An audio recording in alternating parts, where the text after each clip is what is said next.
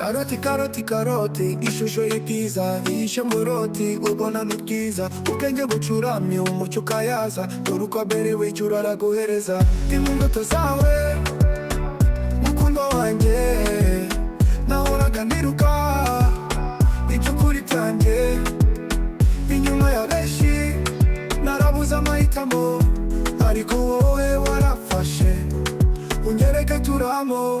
Amaraso arakuvuga, umutima uririmba, urasa nk'umucyo udasiba kwaka. Ndi umurozi w'ibyishimo, ntacyo ndindira, ubuzima bwanjye wambereye umusimburamo.